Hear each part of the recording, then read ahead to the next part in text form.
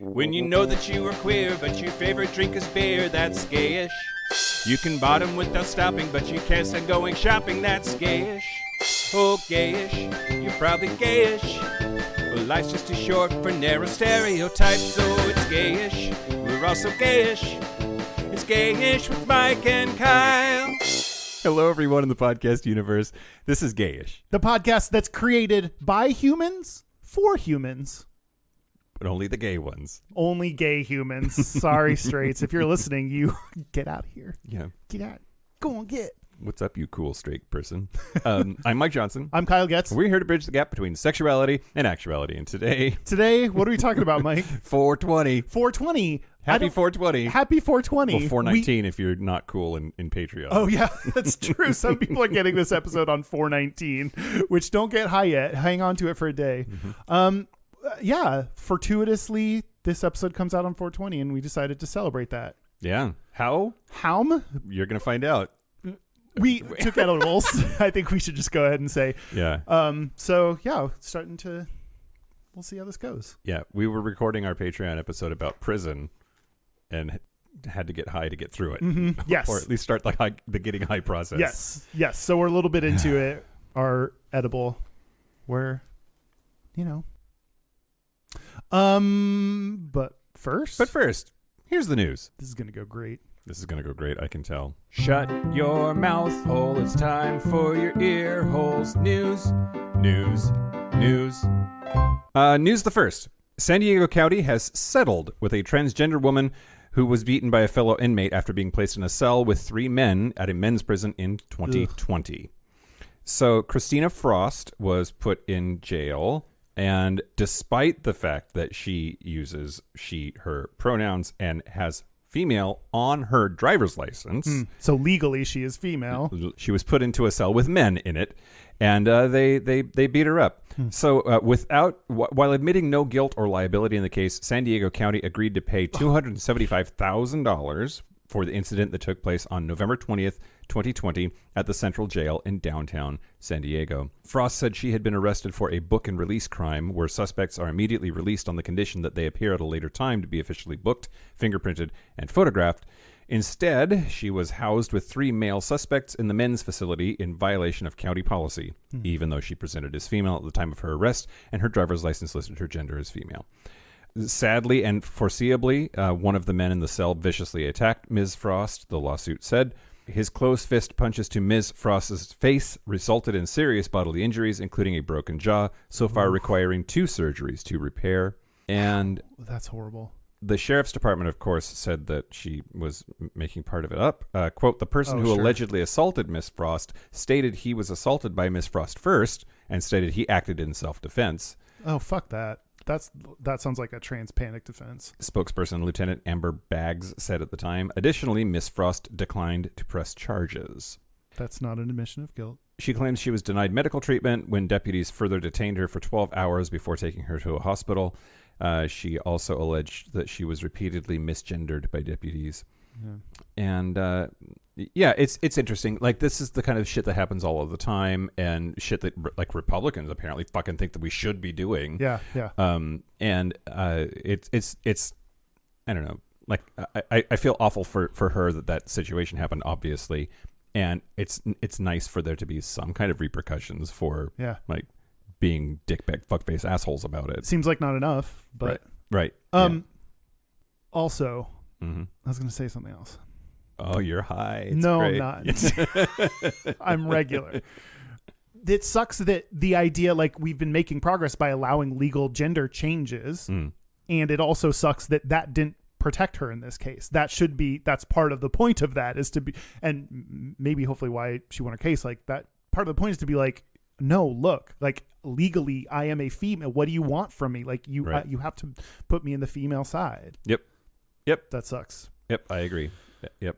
If you want to learn more about prison, check out our Patreon, the $5 plus a month level, and you can hear a bonus episode about prison. It's magical. It's heavy. Okay. News the second. So, Emmy Award-winning Pose star Billy Porter is going to be playing renowned writer and activist James Baldwin in an upcoming feature. He also helped write the script with Dan McCabe. But James Baldwin, outspoken gay black writer, born in Harlem in 1924, and wrote a lot about black identity, sexuality, race issues. He wrote books called Go Tell It on the Mountain, Notes of a Native Son, Another Country, and The Fire Next Time. But so Billy Porter, who, when you see their pictures side by side, like, I see it. This is good casting, I think. Yeah. Also, an actual queer person playing a historical queer person. Yeah, so. Yeah. Billy Porter, like, he's one of the people that can make that happen because of how big his name is.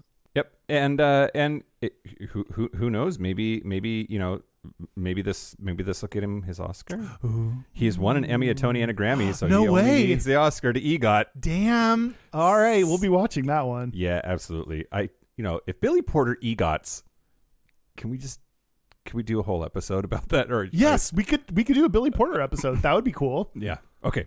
All right. Quote, as a black queer man on this planet with relative consciousness, I find myself, like James Baldwin said, in a rage all the time. I am because James was. I stand on James Baldwin's shoulders, and I intend to expand his legacy for generations to come. Oh, Billy Porter said. That's beautiful. In a statement. Yeah. News the last? Yeah. All right. So, Zillah, Washington. What? Hold on. I've been there. The principal of Zillah Middle School has sent out an apology email to parents over a, quote, modernized version of Romeo and Juliet that was performed at an 8th grade field trip on Thursday. This made local news. It made Yakima News, KIMA TV News. Are you going to tell people? Tell people what? That you're from there? I'm from there. I'm from, like... Yeah. I went to Zillah Middle School, everybody. Right. Okay. You gotta tell people. I mean... The play was performed by a traveling company from the Seattle Shakespeare Company at Zillah Nazarene Church, also known as the Church of Godzilla, I believe. I've driven past that with you. Yep. And the field trip flyer stated that, quote, the group will present a slightly modernized version of the play. And then... Gay. Well, apparently some of the kids told some of the parents some of the things, and they all freaked out. Wrote into the news, wrote into the principal.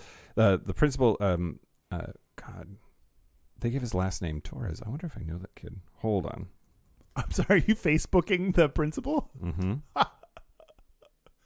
Yeah, you got to do your conflict of interest disclosures.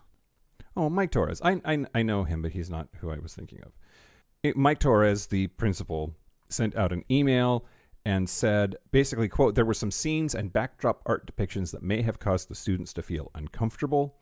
The play was not done in a manner that we anticipated, and he apologized for any students that were negatively impacted. Here's the thing. I've dug and dug and dug to try to figure out what was so fucking egregious that it required the news to get involved and for the principal to have to send out a letter. The two things that I have found were, number one, apparently part of the modern, like, ghetto citified, like, backdrop, it says trans rights. Like, it's a big piece of graffiti art, and then, like, in one place it says trans rights. Yeah, in the bottom corner where, like, you really have to squint. And apparently the actor that was playing Romeo was gender nonconforming and appeared to be either non-binary or perhaps trans. The reports are conflicting, possibly because nobody that's from there knows how to talk about this stuff. Yeah.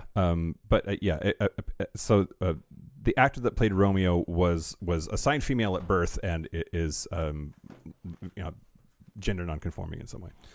And do they know, like, Shakespeare at all? Like, no, they don't. That's the thing, right? Like, they just absolutely don't understand it. Lots of people on Facebook were saying lots of really hilarious things about the whole thing, like, do you even know Shakespeare? All of the actors would have been men back in the day, so what the fuck is the problem? You would have freaked out about that. And one of them said, quote, God forbid the 8th graders see something regarding trans rights in the play about, checks notes, teenagers committing suicide. Right? That's so true. It's absolutely true. Just absolute insanity. Much ado about nothing. But it's interesting being from there. I'm not surprised. Yeah. And the number of, like, parental rights things that people are hiding their bigotry behind. Yes. Like, I should have been informed before knowing whether to send my kid to go be indoctrinated by transgenderism. Yeah. It's because it's not because you wanted to be informed. It's because you hate trans people. Yeah. Right? Like, if you didn't bitch about the fact that we took your 8th grader to a fucking church, that's indoctrination, right? Yeah, and parents have a right to opt their kid out of that. Yep. Anyway, it really pisses me off that it's just that you think trans people are icky, and they did not add trans content to the play. The play was done exactly as written. The changes were only casting and only what was in the backdrop and costuming. Yeah. And there was nothing overtly trans about it, not pushing a trans agenda, just merely the existence of a trans person on that stage, and trans rights written on the backdrop in graffiti was enough to, like, people lose their goddamn minds. Yeah. What the fuck is wrong with this country, Kyle? Also, you'd think that the church would kick them out if it was like... Oh, yeah. What I mean is, it was subtle enough that the church didn't freak out. I'm sure that if when they got there, they found out that it was like Romeo like gets bottom surgery or something that would, you know, they would freak out and say, no, you can't do your fucking gay ass play here. Yeah. But they didn't, because it wasn't egregious. It wasn't even overt. Yeah. Yeah. Anyway, fuck you, Zilla. The place you grow. I mean, Also, reading through the people that were on the side of trans rights. Oh, like, there's way more of them than I ever thought possible. I think that town has changed some, and that was very heartwarming to read through some of the things. Yeah.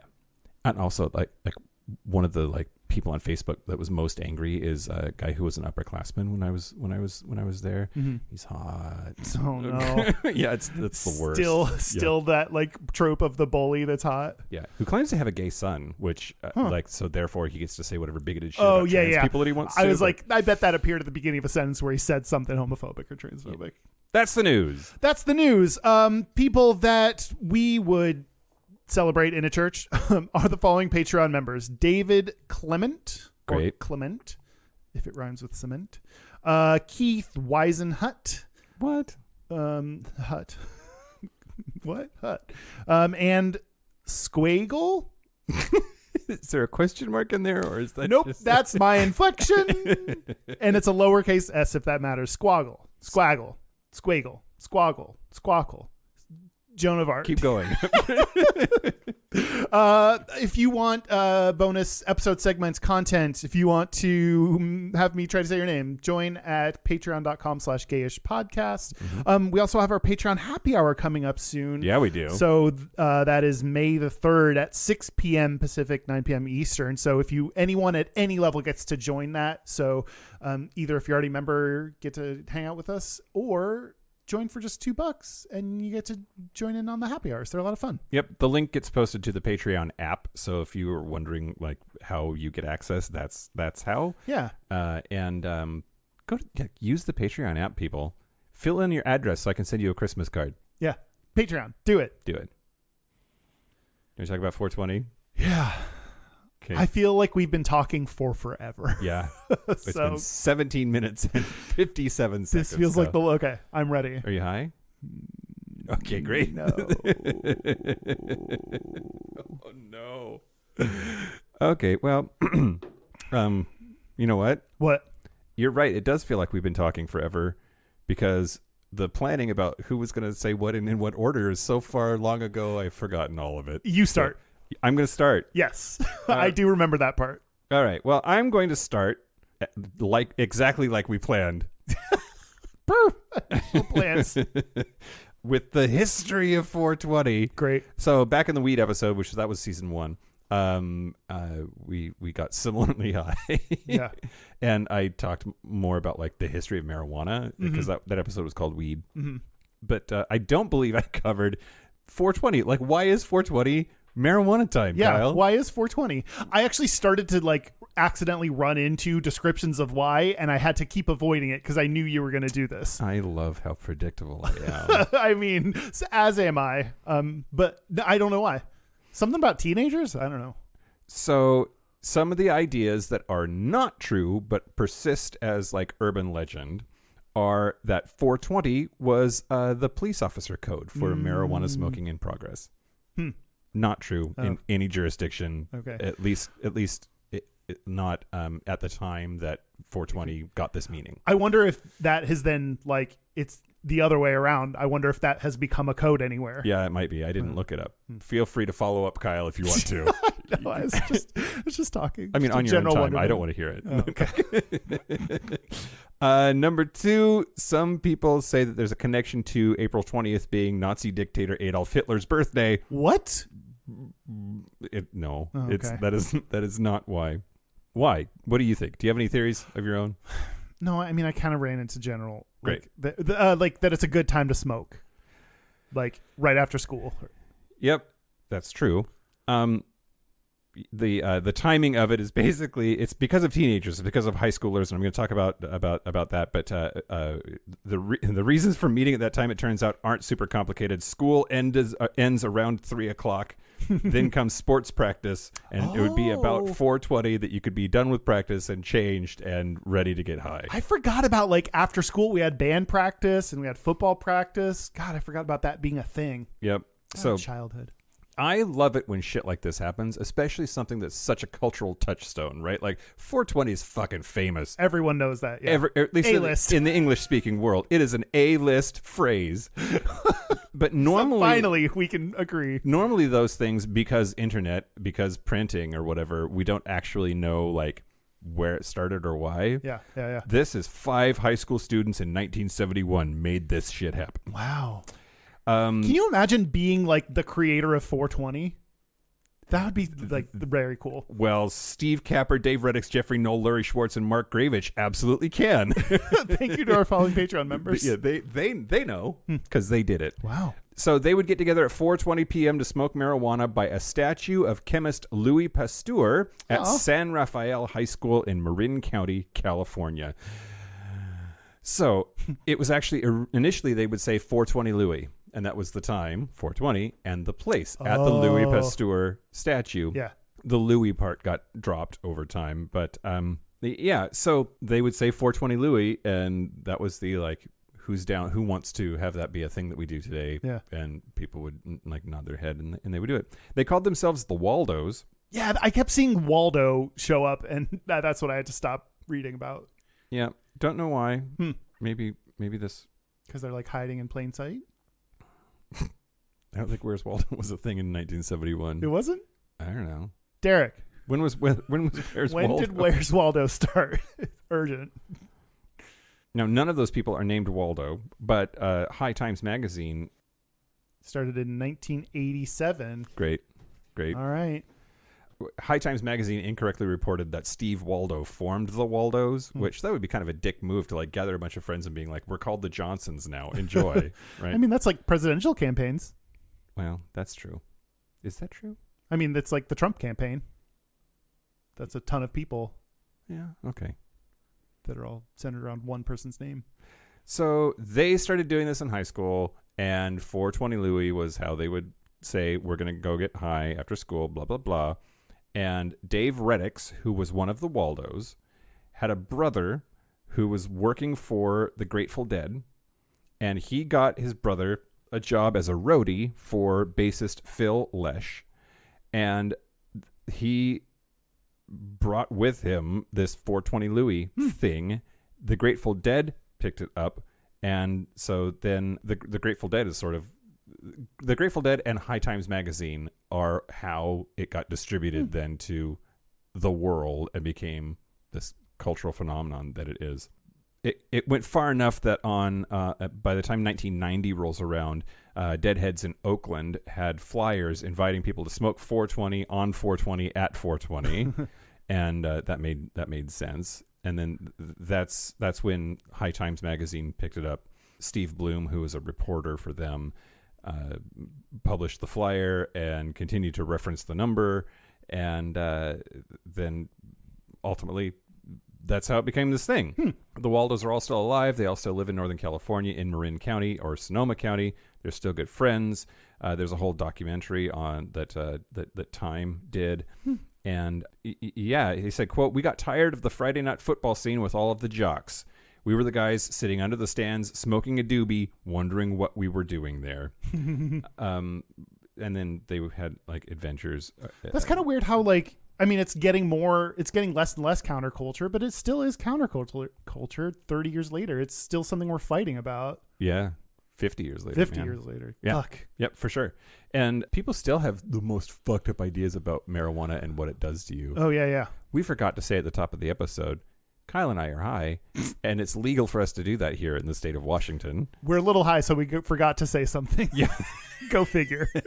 Yes, it is legal. I purchased this from a store where I could order online Yeah. and then pick up in store like I was ordering a fucking takeout noodles. Noodles. Ooh, I want noodles. That sounds good.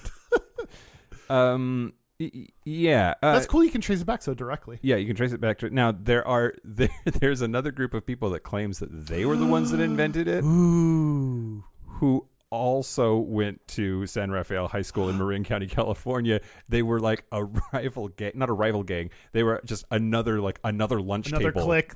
Yeah, like one table over. We're like that claims that they said it first and that the Waldos stole it from them. Drama. To which a journalist was like, "What fucking difference does it make? None of you are getting paid." Yeah. Right? Like, well, you just said a documentary was made about them or something. I want a yeah. documentary made about me. You have one. Oh, I made it. Yeah. Fuck. Yeah. I want a better one. Did I have anything more to say about them? Oh no. Oh, what? Just this is Just you're high? Yep. Hi. Should I go? Why did I want to talk about Hot Tub Time Machine, Kyle? Ooh, you have to be high to enjoy it? It was made by high people? Yeah. You use it to hold your spliff? Go ahead, Kyle. Okay. It's your turn. High Times Magazine showed up a bunch. Yeah. I saw, do gay people smoke weed more than, or do marijuana more than straight people? I'm going to guess absolutely 100% yes. That's a good guess. We'll find out we'll find out that it's true very soon. Great. Survey says. Hold on to your, what? Hold on to your butts? Yeah. Oh, okay. I did it. No, yeah, okay. What? Gay people, I assume gay people, if it's like, risky or illegal or A drug. that are like soups, totes more on board than straight people who have like scared themselves into a boring life. Yeah, or like don't have to numb out so much of the pain. Yeah. Great. I mean, that's why. Yeah, we have like harder lives that numb it out with shit. So there was an article in High Times by Benjamin M. Adams that I found that referenced these two studies that I'm going to mention. So there was a 2009 study where respondents were asked about their marijuana use, and the answers were turned into then either they've never, in the past year, never used it, or have not used it, or have used it. Okay. And they also asked. Have. Did. Gay people said have. Oh, your answer is have. I'm a gay people. It's fine. You're a gay people.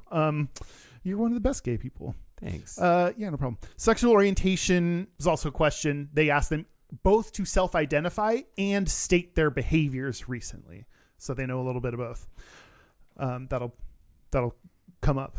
Okay. The results is that So like if somebody came and they're like, I'm straight, then like I had to also hear all of the straight shit that they did the last week. Well, they didn't ask for like a chart. They didn't ask for an enumerated list. Okay. They were just like asked about like, had you been with a woman in the past 12 months? Have you been with a man? Like they asked about sexual behaviors, Okay. not just how you self-identify. Okay, great. Which I think is interesting because heterosexual women who have had same-sex partners, as well as bisexual women and lesbians, so basically all the kind of gayish women, were significantly more likely to have used marijuana than heterosexual They were women. higher.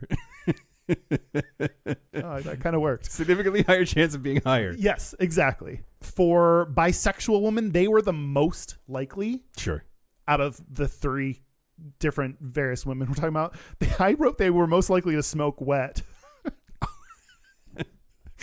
Which maybe I don't judge. Bisexual women getting high and fucking sounds hot. Heterosexual women next in order. Heterosexual women who had same-sex partners were 4 times more likely than exclusively heterosexual women. Yeah. And seemed gays. Yeah, gay. I mean, you can. I am high. Okay. Right. So the thing is, Kyle, being gay, you're told your whole life by society, overtly or otherwise, that it's bad and it's wrong and it's not something for you, and you don't want to be that. And then you come out and you do, and you're like, oh, this gay sex shit is pretty fucking fantastic. And I feel better about myself and my life. So, like, you got lied to a whole bunch. Then you think about marijuana, which, at least as a kid that grew up in the 80s and had the DARE program, you thought that, like, marijuana, you were going to do, like, black tar heroin was next, right? And that it was this horrible, awful, ruin your life gateway drug. And then, like, the first time you get high, you're like, oh my God, they're fucking lying to me. It seems related to me that gay people who are out enough to, like, do gay shit realize by now, just like, society's full of shit. I'm gonna do some stuff, or be braver, or, like, explore reevaluate more. The expectations of us and the norms. Yeah, so that's like queer people do marijuana because, you know, they're tired of the lies that they were told by society. Tired of the lies, Mike. Tired of them. I absolutely bet that's it. Apparently, these were not in order. I lied. Lesbians were 6 times more likely than heterosexual women to use marijuana. Okay. So, like, it goes lowest likelihood to most likelihood: heterosexual women, then heterosexual women with same-sex partners, then lesbians, then bisexual women. Great. Bisexual women, you're on top. Yeah. You always have been.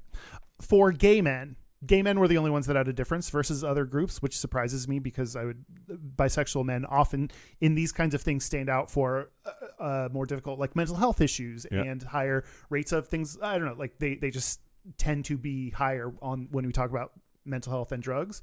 So yeah, it just said that gay men were the only ones that had a difference. Gay men were 4 times more likely than exclusively heterosexual women. No. Than exclusively heterosexual men to have used marijuana. A different study than just by comparison, because that's saying, you know, 4 times, 6 times higher. Like, those are big rates. A little bit different study, a 2017 study that asked if respondents had done any kind of marijuana during their lifetime. And it was just, this one was for the past year. So now we're talking about one that's your lifetime. 49% of heterosexual respondents said they had. 64% of LGBTQ respondents had. So that's 15 percentage points. Yep. Which, that is a far cry from 4 to 6 times more likely. So my theory is, if both of these studies are true, then that means gay people in particular use it more regularly. It's not that just more of us have done it. A decent number more of us have done it, but not hugely different. And we may be more likely to do it regularly. I think that's true. I think you're right. I think a lot of straight people have tried it and then they went back to, but they didn't inhale. Yes, exactly. Man, that MTV special. But then they went back to, like, that's something I did in college, and now I'm back to I'm straight and married to someone, like a woman, and I'm happy in my home, you know, and I have kids, and marijuana is something I did once. Yep. Wacky tobacco. Yep. That's the Gayda. Great. What do you got? A fear that we don't have enough content for the show now. Oh, I feel like we've been recording for 13 days in a row. No, just a half hour. Okay. we got further to go. Well, first, okay, so briefly before I go into this, I want to talk about the difference between legalization and decriminalization. Oh, okay. Because they often get, like, conflated, right? So decriminalization just means it is illegal, but that it's not going to lead to criminal charges. Mm-hmm. So it might be an infraction, like a fine or something, or it might be like technically illegal, but I'm not going to do anything about it kind of space as far as, like, policing is concerned. For a while in Seattle, it was like the lowest thing on the list of things they should care about. Like, if they see someone smoking weed and someone jaywalked, they would go after the jaywalker instead. Like, before it was legal. Now it's just legal. So and then legalization is it is legal. I didn't really understand that difference between those two. Thank you, Michael. Oh, I learned something from this podcast. Great. So it's complicated in the United States because state by state, like, the states get to decide shit, but then there's still, like, federal. So it's federally illegal. So in the United States, nationwide, from our national government, it is illegal. But the state of Washington has legalized it under Washington state law in really direct, defiant opposition to the national law. Anyway. At some point, it's going to have to go to the Supreme Court. Yeah. Well, Colorado and Washington were first, and then 19 other states have followed so far. Yeah. So I think so much of it is motivated by like, oh, look at that state revenue they're getting. Which is fucking annoying that would be the reason. It's like, oh, now once I could get money out of this. Now I think it's fine. That's just my own personal like thing that I just, my opinion. No, Republicans love money more than they care about saving values? people from themselves or their values. Yeah. I think money is their value. So not all Republicans. I'm so sorry. Sorry, Cleveland, while we're at it. Yeah. Don't apologize to them. I'm sorry. I care so little about you that the only reason I made fun of you was because I remembered 30 Rock. Yeah. Okay. Did I make up for it? I think so. Okay. Weed. Well, no, 420. The episode's 420. Oh, right. That's important because I also wanted to talk to you about why the number 420 is badass. Oh, okay. 420 is a cool number, Kyle. Is it? Yes. Well, other than for the weed reason? Yes. Okay. So here are ways in which 420 is special, the number. It's the sum of 4 consecutive primes. 2, 3, 4. Oh, not 1, 2, 3, 4. It could be different primes. 101 plus 103 plus 107 plus 109. That's a weird. How do people figure that shit out? Yeah. Does someone just divide a bunch of stuff by a bunch of stuff? Okay. And then anything they find, they're like, that's a neat thing. A bunch of math dudes got together and probably got stoned as fuck, and they're like, let's figure out the ways that 420 is cool. You know what I want to do? Multiply consecutive prime numbers. Bro. Yeah. Everyone's like, you're so high. That's a weird thing to do. It is the sum of the first 20 positive even numbers. No way. 2 plus 4 plus 6 plus 8 plus 10. That's a fun fact we can all enjoy. Yep. Number 3, it is a 0 of the Mertens function and is sparsely totient. We're not going to I don't know what that means. Okay. Some mathematician just fucking jizzed themselves. Like someone fucking loved that shit so hard. Yeah. They're like, I didn't know anyone would talk to me about the McMartin's numeral factorial. I've never thought that could come up in a podcast that I listen to. You're welcome. You're welcome. Now very messy nerd. Mathematician.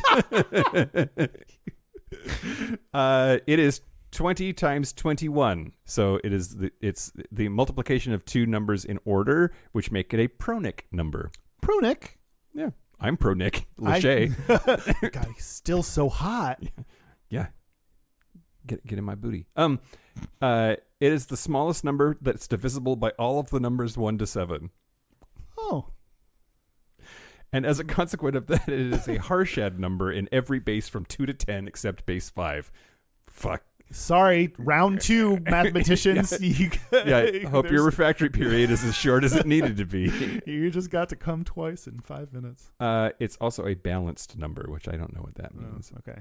And then last, okay, I worked really hard, Kyle, to find like any gay connection to like a fuckload of this shit. Yeah. I have a limited amount of time that I go and do research for the show, and I was like, were any of the Waldos gay? Was Louis Pasteur, the statue that they were going to, was he gay at all? Did he have opinions about gay people? I looked up the guy that sculpted the statue to figure out whether he was gay or not. You were reaching. You were reach-arounding. It's San Rafael High School. So I was like, San Rafael, is that kind of some kind of religious person? Were the gay rumors about that person? Yeah. Turns out it's the Archangel Raphael and not a person that had a sexuality. I kept looking and looking. So I was very happy when I discovered that 420 is the country code for the Czech Republic. And the clearest connection that I can imagine. Yes. We have country codes for things? Like we're +1. Oh. But there's a country that's please dial 420 first? Yes. Czech Republic. Or Czechia, if you're from Czechia. Sure. And so first of all, in the Czech Republic, marijuana is decriminalized. It is not legalized. That's why the distinction there. So you can have a small amount of marijuana for personal use and not suffer any like consequences. But it's interesting. I would think. Go ahead. I would think Amsterdam would have this radiating effect outwards to like anywhere, like just a radius surrounding it. read somewhere, but I didn't save it, that the Netherlands, Amsterdam, it's actually not legal. It's just decriminalized. Really? That's yeah. That's like the most famous place to 420. Yeah, apparently that's just that's a function of decriminalization, not legalization. Interesting. The Czech Republic. So when you think Czech Republic, Kyle, what do you think? Boy, I think like I should have paid attention in history. Like I just think about like I think I know where that is on a map. I think it hugs Russia, maybe. So like these are very little, Mike. I think very little because I'm so bad at geography. yeah, it doesn't border Russia, but that's okay. Thank you. It wasn't. It's Eastern Europe and was an Eastern Bloc country. So when the Soviet Union was chugging along, it was like Czechoslovakia, and when it was Czechoslovakia, it was on the Soviet side of the equation. So I associate it with like conservative, backwards, like long ways to go when it comes to LGBT stuff, like Russia, like Florida, and I'm surprised. So the Czech Republic is the most progressive former Eastern Bloc country in regards to LGBT rights. They have had registered partnerships since 2006 for same-sex couples, and they don't have same-sex marriage, but same-sex marriage has been like discussed in their legislature for a while. It went all the way up. Parliament was discussing it this year, or 2021. Sorry, a couple of years ago. They have laws against discrimination on the basis of sexual orientation and gender identity, and 80% of Czechs in a Pew Research Center poll thought that homosexuality should be accepted by society. Damn, that's better than us. And that's one of the highest rates among countries surveyed. And more than 67% of Czechs support legalization of same-sex marriage as of 2020, which prior to 2015, when it was legalized by the Supreme Court, our numbers were worse than that. Yeah, for sure. But have gone up since then. They allow adoption regardless of sexual orientation and regardless of marital status. So gay people can adopt just fine in the Czech Republic. Transgender people are allowed to change gender, but they have to have surgery. But that's still more progressive than a lot of parts of the world. Looking at you, UK. And LGBT people are allowed to serve in their military. Yeah. If you had an area code for yourself, what would it be? 69. Yeah. I very much enjoy 69. I have our friend Kelly. I went to her birthday, and it was at a trivia bar, and it was straight people trivia, and we had this whole conversation about like, is 69 good? Oh, do people actually like the 69? Oh. And the straight people seem kind of divided on that. I'm like, no, it's amazing. Really? What's wrong with all of you? Huh. I would expect every gay person to be like, yeah, that's cool. Anyway. Huh. Mine would be 8'11". 2 holes, 2 sticks. Great. Everyone mix. Great. Should I tell you stuff? Yeah, tell me stuff. I'm going to tell you about bro culture in weed. Great. So weed, bra. Hacky sacks and white people dreadlocks and patchouli. Like these are yes, absolutely. Have you heard 420 friendly, like on profiles? I've seen that. I've seen that before. Yeah, there were a ton of articles that were like, "What does 420 friendly mean?" And I was like, "Isn't that obvious? Do people need?" I guess people ask that question because it's a website. It seems obvious. It seems obvious to me, right? Right. Okay. Okay. Bro culture. Weed. That means either you smoke weed, 420 friendly. You smoke weed or you're cool with people to do. Yep. On a dating profile. Great. Bro culture and weed. LGBT. One of the things that I think I mentioned last time, but is worth repeating when we talk about weed, is that LGBT activists were leaders in the fight to legalize it, in part because of AIDS, HIV, because the government did not give a shit about them and they needed to find their own ways to treat what they were going through. Marijuana was a useful thing, and one of their successes, they helped pass California's Proposition 215 in 96. Okay. So sometimes people are like, oh yeah, LGBT people led the way in that. And sometimes I'm like, did they really, or do we just want to charge? We just trying to give us credit for, that seems like a cool PC thing to say, but it's like, I want to know, like, okay, then help me like get to why that's true. And in this case, because of AIDS, it like very much is true and is connected. Yeah. So, yeah. Do you feel like that? Do you sometimes feel like people are like pandering to be like, this group has led the way? Sometimes, obviously, and I think also sometimes, or most of the time, it's just true. And then it ends up being true. Yeah, right? Yeah. Like, did you know that this group that you don't think would be good was? Yeah, that's very true. That's very true. Oh no! Oh no! I think I just sound dumb. Nearly 14% of people working in the cannabis industry are LGBT. My pot store is LGBT owned. Really? Yeah. That's awesome. I'll talk a little bit more about ownership. There, I think are a lot of, and do you like notice seemingly gay people that work there? Yeah. Yeah. Well, and the Progress Pride flag is like in the window, and it's pretty great. Apparently there are a decent number of gay people in the industry, but then a lot of them are the ones that are the lower wage people that are working the desk or like not at the executive level. So, that survey that said that was done by Gayest, a cannabis industry recruiting platform. There are so many weed-based things. Like when I was looking up, there are so many, like the weed industry is like fucking booming. Yeah. Everything there's like this weed magazine or this weed specific advertising firm or this weed specific this thing. Because of all the places it's legal, right? Yeah. Yeah. It's new. We need a lot that puts money into the economy. Anyway, Cassia Graham, who's the director of community and strategy for Canaclusive, a cannabis advocacy and marketing firm, because that's a thing based in Brooklyn, New York. Cassia is also Black and non-binary. They didn't use their pronouns, so I'm going to use they, them as what I'll default to. Cassia says, quote, cannabis still revolves around bro culture. Even within the queer community, there's still a lot of white cis people at the helm. Yeah. So that makes sense to me that there are limited people at the executive level, and those that are would be the gay cis white men. Yep. That's the like we get one pass. You're allowed these days. You're allowed to be a cis gay white man, and that's more accepted than any other identity. Or if you have something plus, some other, identity. Yep. Also, LGBT is not the only issue.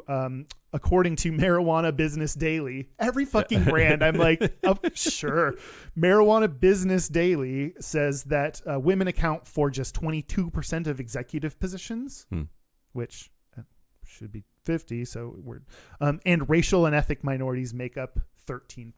Wow. So they're like seeing all of those numbers that, again, not one of them, like they're all numbers we hear, even just general industry. So it's not that surprising, but also reinforce that like, okay, that would make sense then if the people that are getting the money from this are bros, are like finance bros or like, straight stoner bros or something.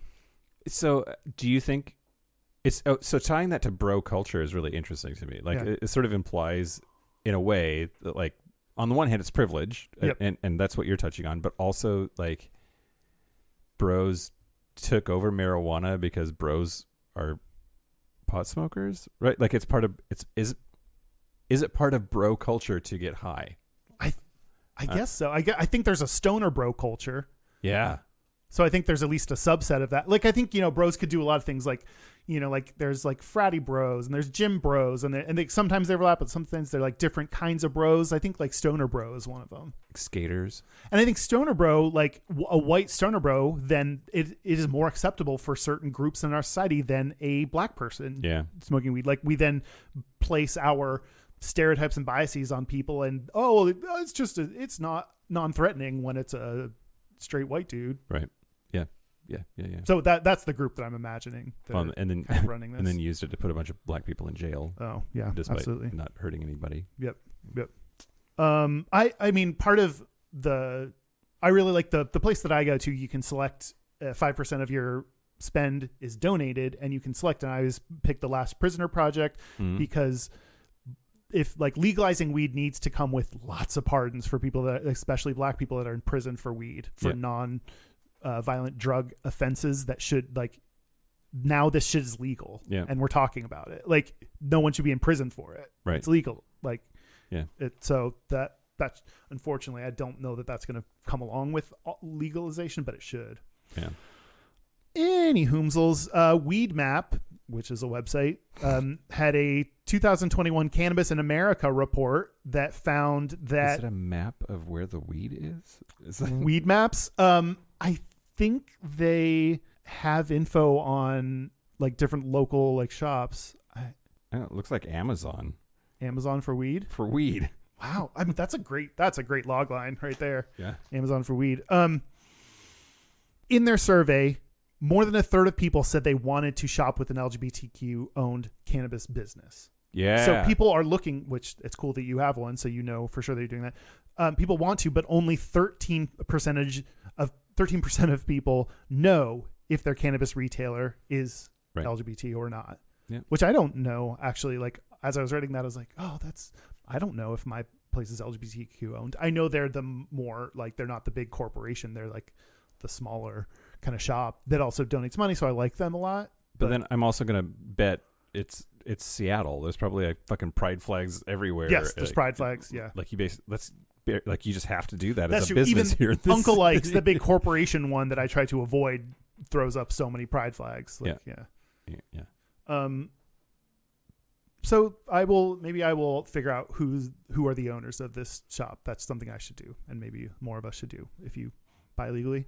I'm also realizing that I'm just taking their sign's word for it. When it says LGBT owned business on a sign in there, I just assume that why would they lie about that? Oh, owned. Yeah, not just hanging flags, saying you're LGBT owned. Yeah, I think that's fair. Like that would be some major deception.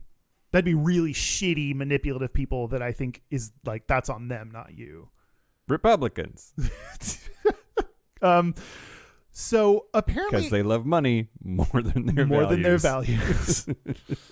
That's, I mean, I know we make fun of fuck them. That's fine. You're attacking the trans community. Fuck off. Apparently we have a very big purchasing power. So we are worth marketed towards. This is one of those times where it's like, it sucks.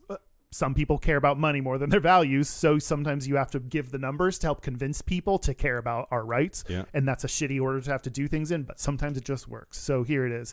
2016 estimates from LGBT Capital, that's in capital, that's a proper noun, puts global purchasing power, the global purchasing power of the queer community at 5.4 trillion. Woo. And of that, US and Canada, how much of that is US and Canada? 92%. Not that much. 20%. It's over 1 trillion of it is estimated to be from the US and Canada. Okay. That's a shit ton of money. And it's not even legal in every state here. So like it's a growth market. It is definitely a growth market. And once things, I just see like we are going to legalize it eventually. It's just a matter of when. Do you feel that way too? I mean, if you had asked me before we started debating whether it was okay for drag queens to exist, that's true. I would have said for sure. It just everything feels like it's going backwards at a high rate of speed right now, and so I had more optimism about the legalization of marijuana not like a year ago. That's true. That's a good point, Mike. I was feeling too good for a second, and you helped me bring me down. Gayish. I appreciate it. I needed that. I needed someone to ground me in the muck that is reality. Yeah. So thank you. I agree. Anything that like I said, like it's going to go to the Supreme Court. Anything now that's like going to go to the Supreme Court, it's like, oh, well, fuck. Yeah. That's not great right now. Not great right now. So Clarence Thomas, man, he shouldn't be there anymore. Man, so much of what he did should be illegal. Yeah, or he won't. Yeah, but he won't suffer consequences because Republicans don't care as long as you're a Republican. Right. Anyhow, so part of, like we were talking about just places that just put up pride flags, and you're just like, in Seattle, that's the price of doing business. You just have to, it's assumed that you have to. Anyway, I think LGBT people are also starting to catch on to some of that. And, that's not enough. Yeah, we want to look a little bit deeper anyway. So out of 4,000 respondents, they were asked how they felt about corporations that advertise to the LGBT community. And the percentage that felt positively towards that, 15% feel very positively when companies do pride-themed ad campaigns. That number jumps to over 40% for companies that advertise on a regular basis, not just during Pride Month. Okay. So that I liked that difference, that big increase that there is if we know you support us year round and not just during June. Yeah, no, that should be important. That's a big distinction. That makes sense. Yeah, it's the how sincere are you? And July 1st is when you like roll back your logo as quickly as you can. Yep. How sincere are you? I like that, because you can still mean it during Pride Month, but is that embedded into your core values? Like, how much do you care? How much are you talking about it outside of that month? Those all matter. Yeah. So yeah, I wrote down a link to brands that support that are LGBT owned, and I didn't write down any of the names on my actual paper. Okay. So I don't know what's on this link because I print out my paper. Mm-hmm. So I'm not going to read this link, but I'll give to Derek the link so that we can post on Instagram the LGBT owned brands. Great. Excellent. Follow the link, everybody. Click on it. Oh God, Kyle, what have we done? I don't have anything more. Did we finish? 420. Wow. I feel like we should be talking more about it. What's your personal marijuana use? Rarely, and usually in edible form. Smoking it is just, first of all, I quit smoking and it was like the hardest thing that I've ever done. And I'm just nervous about inhaling anything. Or like I have weird PTSD flashbacks to smoking cigarettes. And it is so harsh. Like someone in our life used to say, you don't get off until you cough. Oh yeah. It's just like, it feels like your lungs are on fire. Like, why sign up for that? No amount of fun is worth that. You do like figure that out. You'd get used to that and know how to do it a little bit more. It's not always horrible. Thank God for vape pens. That's made it a lot easier than like inhaling burning leaves. But that I fear would lead more to actual like vaping, like of nicotine than other things. Maybe. I hate, like you mentioned up front, like we were trained. I went through DARE in Texas, where I thought that if you do a drug once, it's the same as doing them all. Like they are all on an equal footing of all drug bad. Like, yeah, which fucked with my brain about what drugs to use and what's the difference and what's a sometimes and what's a never like drug. So I don't know. Yeah. How about you? What's your it's also rare for me. I think during the pandemic, I like used weed way too much, and then at a certain point I was like, I'm just doing this because I don't want to feel stuff. So I feel like I'm in the process of like unlearning a lot of things that I picked up during COVID. So I'm that and alcohol use I'm trying to like cut back on and be a reasonable human, and I think I'm still in that. Like Joe Biden says the pandemic's over, so like I don't know, people don't talk about some of these lasting effects. Yeah. And I think this is one of those lasting effects that I'm working through, of not needing stuff to just numb out everything. For sure. And I've had to like wean myself off. So it's rare. It is like on the scale of what bad things I could do to numb things out. It's not the worst thing. I might just do it, sit at home and like eat too much food. Yep. Like, which on the scale of bad things, that's, you can come back from that. So like, I don't know. It still is like, I think for me, not a super healthy thing to do with any kind of regularity. So yeah, very rare. Yeah. But not opposed. You're not. No. I fully support legalization, full legalization, and release of prisoners who are in jail because of it. And it's like impossible to overdose on, and it's not like everybody like gets high and then jumps behind the wheel of a car and drives out. Like they just want to sit on their couch and eat nachos. Yeah. God, I want nachos so bad right now. Anyway, so but yeah, Derek. What? No, don't put that on him. Get us nachos. I'll pay you double. I don't pay you any amount of money for nachos from the Gayish account. Yeah, legalize it. What we're talking about? Yeah, legalize it.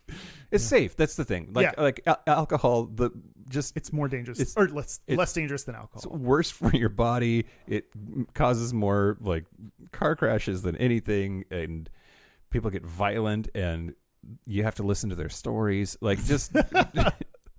I don't know. Sometimes when you get high, you have to listen to people's stories, but they're like rambling stories that they don't know where they started. Right. Gayish.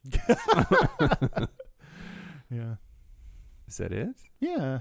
We confirmed that the stereotype is gay, and it is. It is. That's the final verdict. Although 420 itself, nothing to do with gay people. No, yes, just the weed part. 420.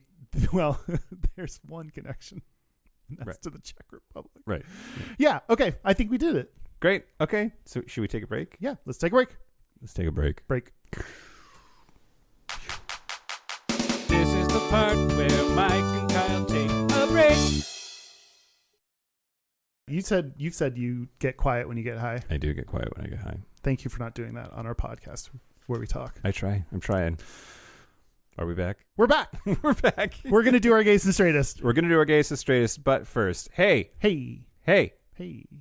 We're going on tour. Yeah. We're doing our 6th anniversary tour, and finally the shit is like for reals now. Locked in. For realsingtons. Mm-hmm. So you can write these down. All of this is listed at gayishpodcast.com/live, and you can get tickets off of our Eventbrite. But here's the what we're doing. And a couple of these are different than what I said before, so just pretend I didn't say it before. Brand new information to you. I'm saying it now. Sunday, June the 4th at 7 p.m. in New York City, we will be at The Spot, which is a gay bar in Hell's Kitchen. Friday, June 23rd at 3 p.m., we will be in Seattle, Washington at the Hula Hula. That's a collaboration with Derek and Romaine. It's going to be magical. Yeah. Saturday, July 29th at 1 p.m., we will be in Chicago, Illinois at Sidetrack, there in Boys Town, North Allsted neighborhood. Sunday, August the 13th at 1 p.m. in San Francisco, California at Oasis. Sunday, September 10th at 4 p.m. Pacific in Los Angeles, California at Akbar in the Silver Lake neighborhood. And Sunday, October 15th at 12:30 p.m. we'll be in Houston, Texas at Kiki. And I can't not say Kiki. Which is a newer venue that's attached to Buddy's, if you know where that is, in Montrose. So come see us. It's going to be a lot of fun. We're going to do, I don't know, just our show. Yeah. And you should come see it. Yep. Come see it. I'm not gonna do local gay bar review. I'm too stoned. Okay. Local stoned Mike review. Very. I'll rate you as very. Very. Oh. That's my Ding ding ding ding. That's my Mike gay stoned review. You win. Okay. Great. Gayest and Straightest? No. Our website is gayishpodcast.com. You can find our Discord, Instagram, Spaces, all the things at gayishpodcast.com/contact. Our hotline, you can send us text messages or leave us voicemails, is 5855-GAYISH. That's 585-542-9474. Got it. Standard rates apply. Our email is gayishpodcast@gmail.com. And our physical mailing address is Post Office Box 19882, Seattle, Washington, 98109. Yeah, HMU. Gayest and Straightest. Now Gayest and Straightest. Great. I'll go because I've been eager, I guess. Okay, great. My Straightest is going to the Optimism Brewery here in Seattle, where it is, I think it's like people that play board games and then straight couples that go on dates. Yeah. And that checks out. They like serve beer. They have, their whole thing is they have all this beer on tap. Yep.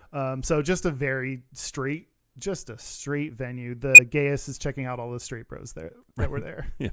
Yeah. There were so many hot ones. I feel bad for the person I was with because I kept looking around at all this like hot straight bros. It's like, no, I'm focused. Oh. I'm paying attention. I'm here. I'm with you. Yeah, and the fact that they're not paying attention to you makes it even hornier. Oh, true. See our episodes on assholes. What about you? The straightest thing about me this week is not caring about the RuPaul finale. Oh, right. Paid zero attention. You even asked, like, is there something going on? Someone was like, I'm here. And one of our friends' threads. It was like, what? I also, to be fair, I did not know it was the finale either. Yeah, and I don't know who won, and don't want to look that up either. Someone said their name to me because I was like, oh, just tell me who won, so I have a social touchstone with other people that are into this, and I forgot. The gayest thing about me this week, I was at the pharmacy picking up some pills yesterday, and I was just staring out the window at this boy's ass in these pants. He was waiting at the crosswalk. He was with a couple of other straight bros. I think they were all straight, except maybe not. I don't know. But this boy's jeans were painted on him, and his booty. All of a sudden, I hear Sir, can I help you? The pharmacist had to get my attention. I was like holding up the line. Wow. Yeah. That's a lot. That boy's ass. Ass. I have a listeners, Gayest and Straightest. Every week, Derek, our production assistant, posts a question to Instagram to get you to post your Gayest and Straightest there, and you can follow other people's there. So follow us at Gayish Podcast. But one of the gayest that I really liked, I listened to a Love is Blind podcast. I could feel myself getting dumber by the minute. Yeah, you can. Don't listen to that podcast. Listen to ours. And what's your straightest? Someone said that they saw an ad for Death Do Us Part. Anything? I love that show. You like the documentary featuring Kourtney Kardashian and Travis Barker? No. That's the one they were talking about. They saw an ad for Death Do Us Part, Kourtney and Travis, and had no clue what I was looking at. Okay. I saw that on Hulu, and I kind of want to watch that.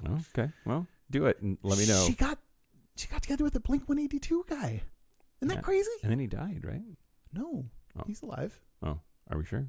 Did he die? I don't know. Oh my God, did he die? I don't.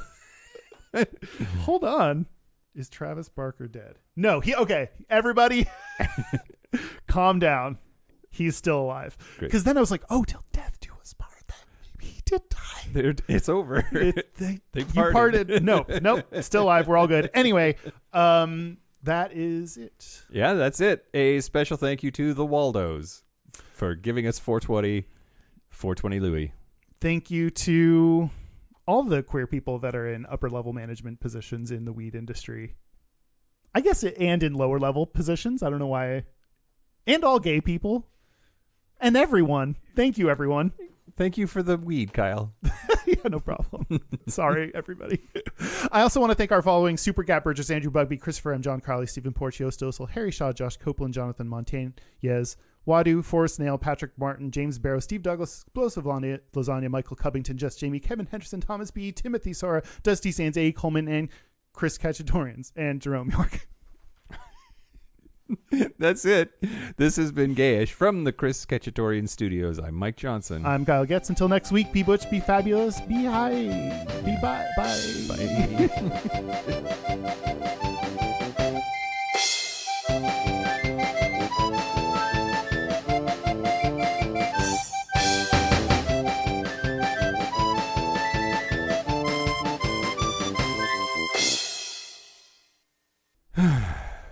How you feeling?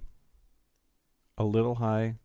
I don't know the difference between CBD and THC to know if I'm actually going to get high. 5 milligrams is pretty small for THC. Right. I don't think CBD. Should I do more? And this is also a problem. Like sometimes I go back and do more and then I sleep in the Jeep. Yeah. Up to you. Okay. And given you said one of the risks is you want to go sleep in your Jeep and we have to record a podcast, I would be less comfortable if you did another one. Great. Let's do it. You're going to do it? Oh no, please stay awake, Mike. I will. You could do half of it. Half of it. You could do the other half. I could. Do you want to? No. Oh no. What is it? It's a truffle. It is a hybrid cookies and cream truffle. It tastes like magic. Okay, ready. Yeah. Good news. Now I have the outro Easter egg done. That was fun. Great.